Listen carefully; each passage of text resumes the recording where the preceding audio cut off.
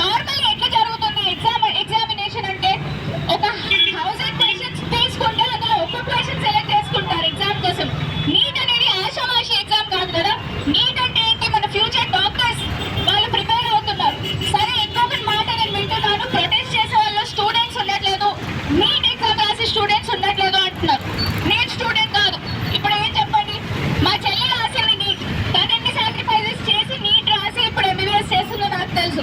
తను ఎన్ని సాక్రిఫైజెస్ చేస్తే వాళ్ళ ఎంబీబీఎస్ లో సీట్ వచ్చింది, తన కష్టం, మా మమ్మీ డాడీ యొక్క సపోర్ట్, మా మమ్మీ డాడీ ఎంత హార్డ్ వర్క్ చేసి తనని చదవాల్సి వచ్చింది అదంతా నాకు తెలుసు.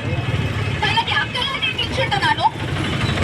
ఇక్కడ ఉన్న వాళ్ళందరి, ఇక్కడ స్టూడెంట్స్ కూడా ఉన్నారు, ఇక్కడ ఉన్న వాళ్ళందరికీ అన్నదమ్ములు ఉన్నారు, అక్క చెల్లెలు ఉన్నారు, వాళ్ళందరికీ సపోర్ట్ చేస్తున్నారు.